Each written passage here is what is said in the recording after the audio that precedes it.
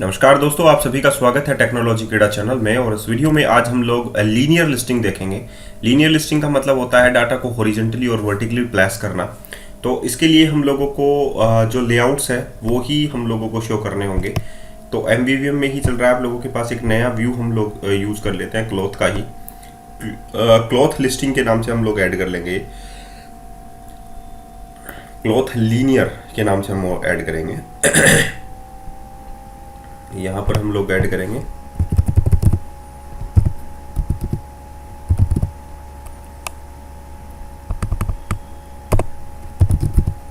ठीक है। तो जो स्टार्ट पेज है app.sml के अंदर वो यही कर लेते हैं।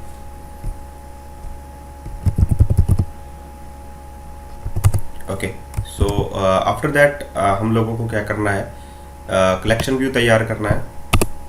कलेक्शन व्यू जो है हम लोग क्लॉथ रिसोर्स डिक्शनरी में तैयार कर चुके हैं। सो डाटा टेम्पलेट यहीं से हम लोग जो दूसरा वाला डाटा टेम्पलेट है वो उठा लेते हैं।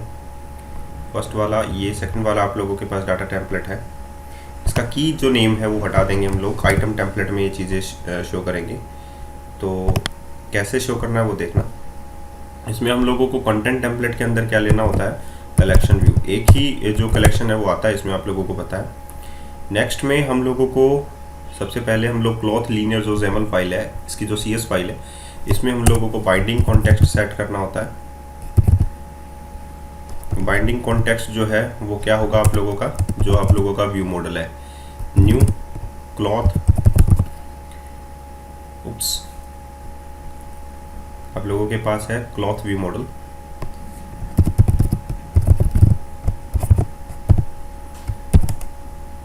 Okay, now the next thing होती है कलेक्शन व्यू को बाइंड करने की। कि इसमें हम लोगों को आइटम सोर्स जो है वो प्रोवाइड करना होता है।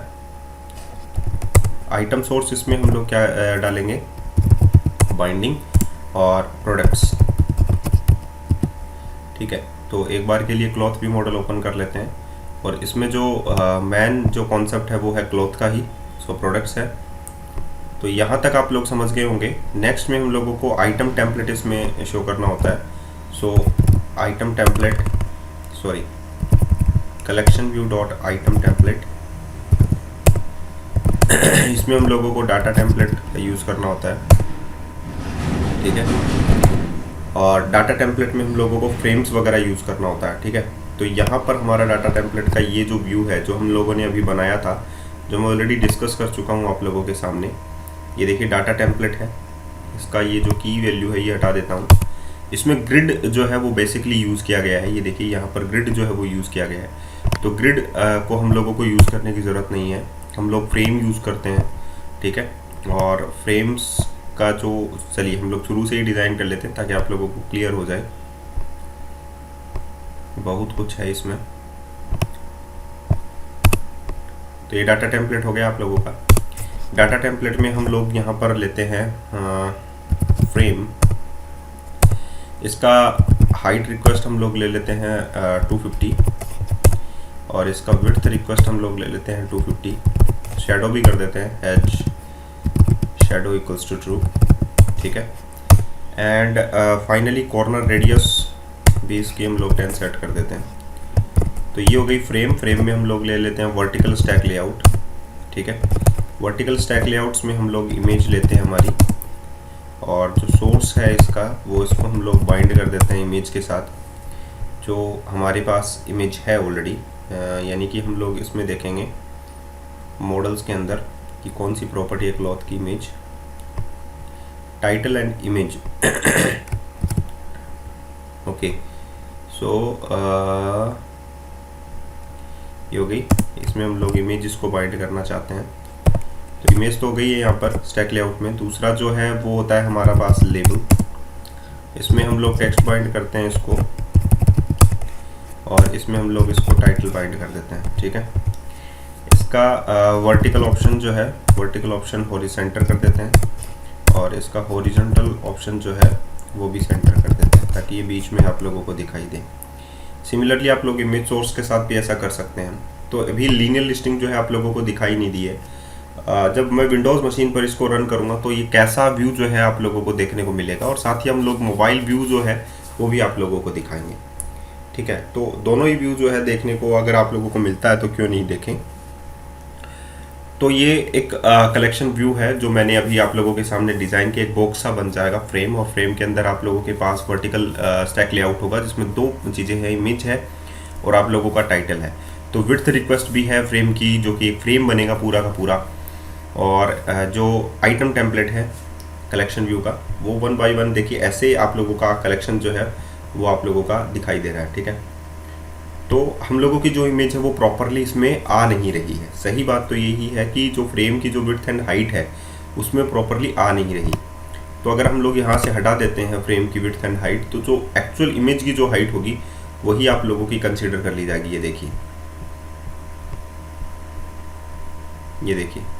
तो अगर हम लोग इमेज का सेट कर दें, इमेज का विड्थ हाइट सेट कर दें, जैसे कि मैंने विड्थ रिक्वेस्ट इसकी सेट कर दी 100 पिक्सल्स हो गया, एंड हाइट सेट कर देता हूँ मैं इसकी 100। तो 100 की हम लोग लेंगे तो फ्रेम्स की जो साइड्स है, जैसे कि हाइट रिक्वेस्ट 200 में सेट कर देते हैं और विड्थ रिक्वेस्ट जो है वो भी 200 में सेट कर देते हैं। तो ये इससे तो छोटा ही है।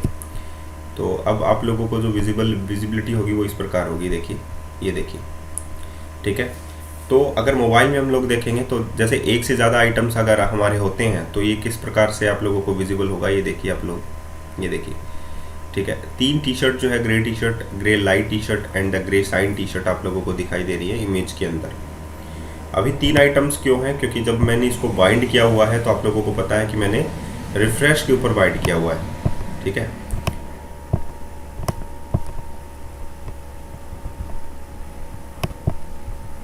और मैंने ना ही इसमें रिफ्रेश व्यू भी ले रखा है। आप लोगों के सामने रिफ्रेश व्यू इसमें नहीं ले रखा है, तो रिफ्रेश व्यू इसमें काम नहीं करेगा। ठीक है, तो ये तो आप लोगों ने देख लिया था लास्ट वीडियोस के अंदर कि हम लोगों ने इसको कैसे बाइंड किया था। जो ऑफर नहीं है उसके साथ ये बाइंड है एक्चुअली में। तो अगर आप लोगों को कुछ लीनियर लिस्टिंग का कुछ पार्ट सही दिखाना है तो हम लोगों को क्लॉथ व्यू मॉडल में कुछ चेंजेस कर देते हैं रिफ्रेश आइटम के अंदर, कोई बात नहीं होगी। इसको हम लोग क्या कर देते हैं, कमेंट कर देते हैं। इतने वाले कोड को हम लोग क्या कर देते हैं, कमेंट कर देते हैं, तो ये रन नहीं होगा वहाँ पर। ठीक है, एंड इसको भी हम लोग ये कर देंगे, इसको हम लोग रहने देंगे, इसको हम लोग ये कर देंगे, और आइटम पर्स पेज में आप लोगों के पास आइटम्स आ जाएंगे। ठीक है, तो ये जो है यहाँ पर पर्टिकुलरली उस चीज़ को रन कर लेगा। ठीक है, सारे के सारे आइटम्स इसमें आ जाएंगे आप लोगों के पास। तो इसके बाद में हम लोग दोबारा से इसको रिफ्रेश कर देते हैं।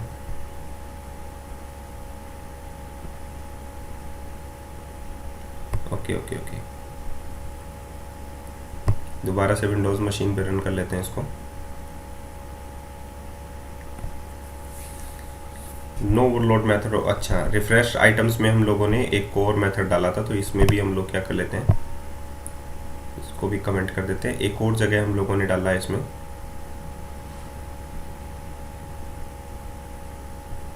कंस्ट्रक्टर के टाइम भी हम लोगों ने डाला ना, तो इसको भी हम लोग कमेंट कर देते हैं। चलिए अब हम लोग यहाँ पर सेफ हैं, सही तरीके से काम करेगा। तो इसमें मल्टीपल आइटम्स हम लोगों को एक साथ जो है वो लिस्ट में शो हो जाएंगे। तो अभी लीनियर लिस्टिंग जो है वो अभी आप लोगों ने देखी नहीं है, क्योंकि हॉरिजॉन्टल और वर्टिकल, ये तो वर्टिकल स्टैक लेआउट्स था, तो इसीलिए आइटम्स जो है वो वर्टिकली हम लोगों को डिस्प्ले हो गए। ठीक है, अभी हम लोग व्यू देख लेते हैं इसका। तो ये देखिए, इस प्रकार आप लोगों को डाटा जो है वो शो हो रहे हैं। अगर हम लोगों को हॉरिजॉन्टली डाटा शो जो है वो करने हो ऐसे ही, तो हम लोग क्या करेंगे, तो हम लोग इसमें XAML फाइल में जाएंगे। अब हम लोग इसका आइटम्स का जो है लेआउट चेक करेंगे। तो यहाँ पर हम लोग लिख सकते हैं आइटम्स लेआउट, और इसमें हम लोग 2 वैल्यू डाल सकते हैं, हॉरिजॉन्टल लिस्ट, एंड नेक्स्ट में हम लोग डाल सकते हैं वर्टिकल लिस्ट। तो अगर हम लोग इसका व्यू देखें तो ये चेंज नहीं हुआ अभी तक। तो एक बार के लिए क्या कर देते हैं, स्टॉप कर देते हैं, या हो गया होगा शायद, अभी देखते हैं दोबारा, नहीं स्टॉप करना पड़ेगा, या रिस्टार्ट एप्लीकेशन कर देते हैं। एप्लीकेशन को रिस्टार्ट करने के बाद आप लोग देखिएगा कि जो आइटम्स लेआउट है वो हॉरिजॉन्टल लिस्ट हो जाता है, मतलब एक हॉरिजॉन्टल में वो जो है व्यू आप लोगों को दिखाई देता है। और इस टाइप का ही व्यू जो है आप लोगों को खासकर मोबाइल एप्लीकेशंस में देखने को मिलता है। हॉरिजॉन्टल लेआउट्स भी मिलता है, वर्टिकल लेआउट्स भी मिलता है। तो ये हॉरिजॉन्टली आप लोगों का सेट हो गया है, ठीक है। इस प्रकार के डाटा आप लोगों को मोबाइल एप्लीकेशन में अगर आप लोग स्क्रॉल करेंगे तो वो आप लोगों को डाटा जो है वो दिखाई देगा, ठीक है। तो एक अच्छी बात है कि आप लोगों ने इस प्रकार का डाटा अरेंज किया है। ये देखिए इस प्रकार का डाटा आप लोग अरेंज कर पा रहे हैं। तो नेक्स्ट में आप लोग जो है यहाँ पर आइटम्स लेआउट हॉरिजॉन्टल लिस्ट है। आइटम्स लेआउट आप लोग एक अलग से भी यूज़ कर सकते हैं, जैसे वर्टिकल तो बाय डिफ़ॉल्ट होता ही है। तो यहाँ पर आप लोग collection view dot items layout भी यहाँ पर आप लोग कर सकते हैं। आइटम्स लेआउट में आप लोगों के पास है लीनियर, यहाँ पर आप लोगों के पास ओरिएंटेशन हॉरिजॉन्टल या वर्टिकल, आप लोग जो सेट करना चाहे वो सेट कर सकते हैं। जैसे कि आप लोगों ने यहाँ पर सेट कर दिया वर्टिकल, सो यहाँ पर आप लोगों को जो डाटा दिखाई देगा वो वर्टिकली जो है लेआउट्स में सेट हो जाएगा। लीनियर आइटम्स लेआउट इसको हम लोग बोलते हैं। तो कलेक्शन व्यू के बहुत सारे टाइप्स हैं, बहुत सारी चीज़ें हैं जो आप लोगों को समझनी है और करनी है। तो आप लोग जो है मेरे ट्यूटोरियल देखते रहिए, और मैं यही कहूँगा दोस्तों कि आप लोग सीखते रहिए कि हम लोग कैसे जो है वो डाटा को रिप्रेजेंट करें, ठीक है। तो यही मोबाइल व्यू आप लोगों को दिखाई देता है और यही आप लोगों को विंडोज़ मशीन में भी दिखाई देता है WPF एप्लीकेशन में। तो अभी आप लोगों ने देखा कि कलेक्शन व्यू के अंदर आइटम्स लेआउट में हम लोगों ने लीनियर आइटम्स लेआउट सेट किया है।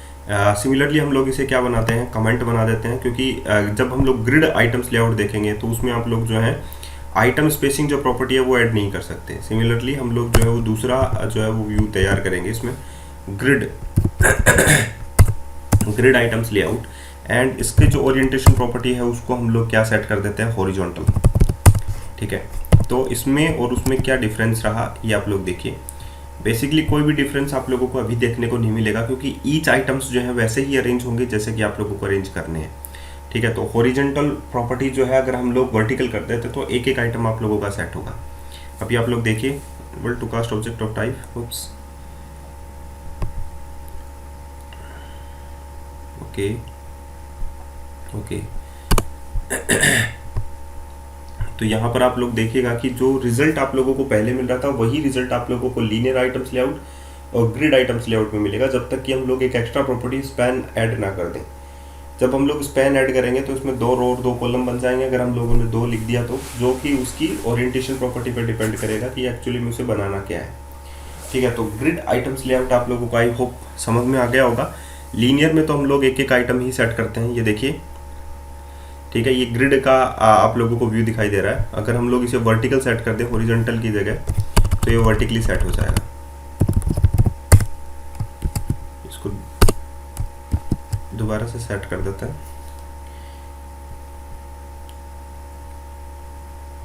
ठीक है। वर्टिकली सेट कर देंगे हम लोग एक बार के लिए दोबारा, तो आप लोगों को ये वर्टिकली दिखाई देने लग जाएंगे।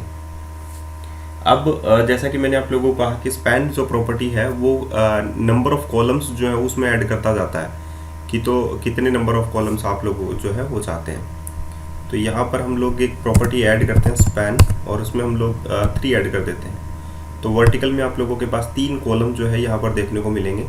तो 3 कॉलम में ये ऑटोमेटिकली डिवाइड हो जाएगा, और उसके बाद में आप लोगों को जो व्यू है वो इस प्रकार से आप लोगों को दिखाई देगा। तो हम लोगों ने जो हाइट एंड विड्थ अगर फ्रेम की दी हुई है तो वो उसी के ऊपर डिपेंड कर लेगा, ठीक है। हाइट एंड विड्थ में अगर डिवाइड, ये देखिए ये 3 कॉलम जो है वो इसमें बन चुके हैं, देख पा रहे हैं। तो ये जो व्यू है आप लोगों को कैसा लगा ज़रूर बताइएगा, और साथ ही आप लोग जो है लीनियर आइटम्स लेआउट और ग्रिड आइटम्स लेआउट को सीख चुके हैं। कलेक्शन व्यू के अंदर ग्रिड आइटम्स लेआउट और लीनियर आइटम लेआउट्स जो है वो कैसे शो करते हैं आप लोगों को देखने को मिला है। तो अगर ये वीडियो अच्छा लगा हो तो ज़रूर लाइक करें, लाइक ज़रूर दीजिएगा, और कमेंट भी कीजिएगा कि कौन से कंटेंट आप लोगों को पढ़ने हैं, ठीक है। धन्यवाद।